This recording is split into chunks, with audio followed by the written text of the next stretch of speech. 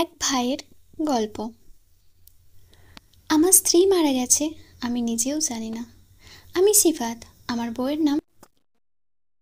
একজন রিক্সা চালকের মেয়ে। আমার বাবা ডাক্তার। প্রেমে বিয়ে আমাদের। আমি এবং ইভা একই সাথে মাস্টার শেষ করেছি। তার আগে থেকে সম্পর্ক। প্রথমে যেদিন বাবা মাকে বলি আমি ইভাকে বিয়ে করতে চাই, তোমরা বিয়ের প্রস্তাব পাঠাও, দূরের কথা ওই রিক্সা চালকের মেয়ে, আমার বাড়িতে কোনো জায়গা নেই। আচ্ছা, রিক্সা চালকরা কি মানুষ না? 7 বছরের সম্পর্ক আমাদের, বিয়ে তো করতেই হবে। অবশেষে একাই কোর্টে বিয়ে করে বাড়ি নিয়ে এলাম ইভাকে। মেনে নেবে না, ঘরে ঢুকতে দেবে না। আমার দাদি বিয়েতে রাজি বলে কোনো মতে বাড়িতে ঢুকতে পারলাম। বাবা মাকে থামালো। পরের দিন সকালে একসাথে খাবার টেবিলে মা ইভাকে আমাদের সাথে বসে খেতে দিল না। দাদি মায়ের কথায় প্রতিবাদ করলে মা দাদির সাথে খারাপ আচরণ করলো, ফলে দাদি চুপ হয়ে গেল। ইভা যখন একসাথে খেতেই পারবে না, তাই আমিও না খেয়ে উঠে গেলাম আর দুজনে খাবার রুমে নিয়ে গেলাম। তখনই মা চিৎকার করতে লাগলো, দেখো দেখো, পেটে আমি রাখলাম আর এক্ষুনি গোলামি করছে বউয়ের। দুধকলা দিয়ে কাল সাপ পুষেছি আমি। বিয়ের 5 মাস পর আমি একটি জব পেলাম।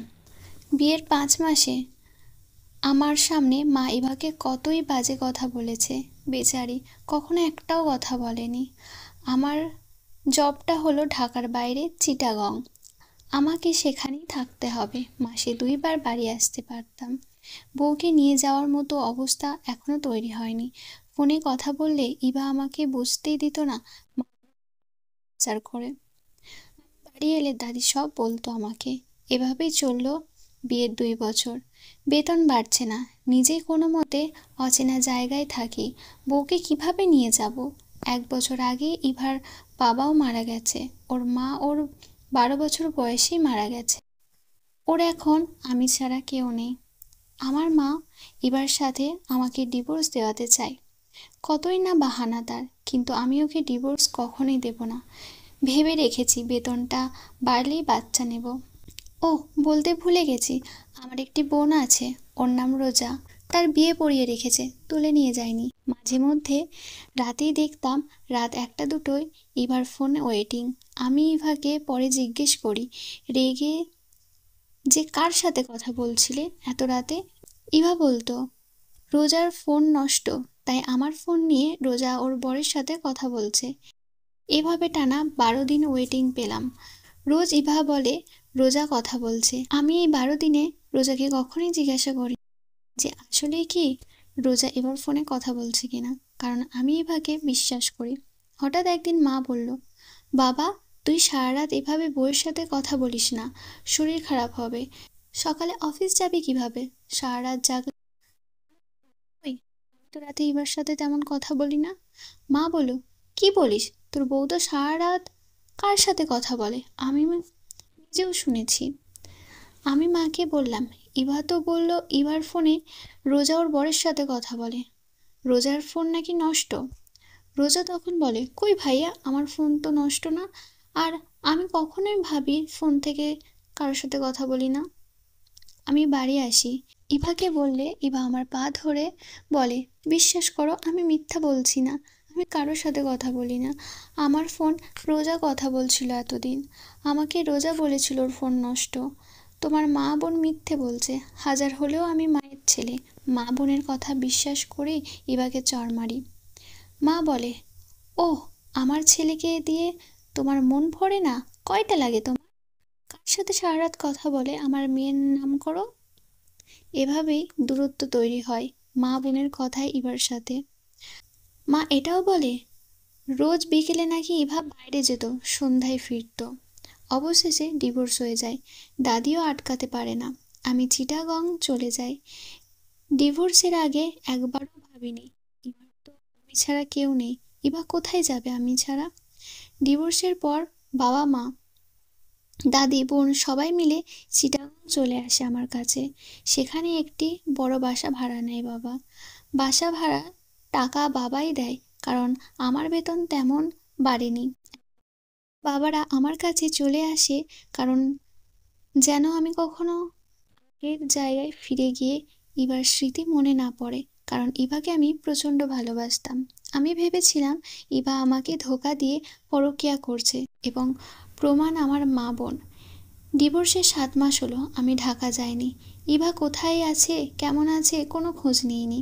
আমি আমার সব পুরনো সিম বদলে নতুন সিম নিয়েছি। সব পুরনো বন্ধুর সাথেও যোগাযোগ বন্ধ করে দিই, কারণ আমার বন্ধুরা ইভারও বন্ধু ছিল, যেহেতু আমরা সবাই একই ভার্সিটির ছিলাম।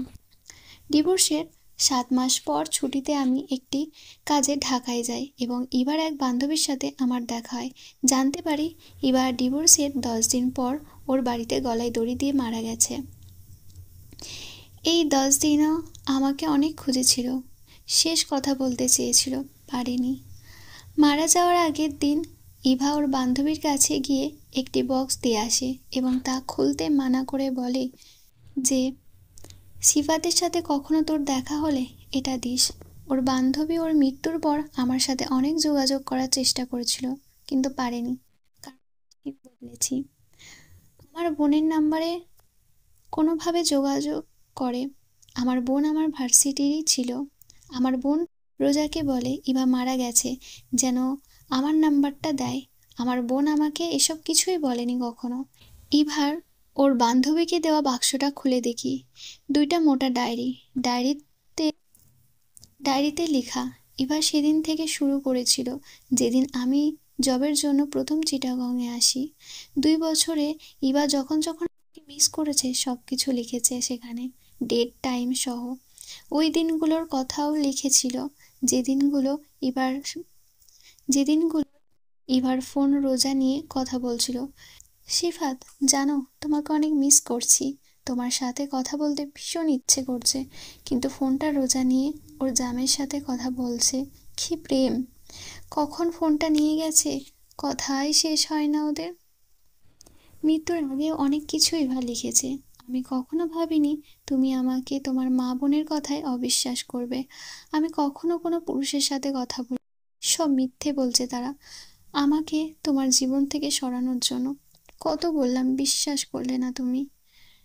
তুমি ছাড়া আমার জীবনে আর কেউ নেই, তাই কাকে নিয়ে বাঁচবো বলো? অনেক ভালোবাসি তোমাকে। একদিন তুমি হয়তো সব জানবে। আমাকে দেওয়া তোমার মা বোনের সব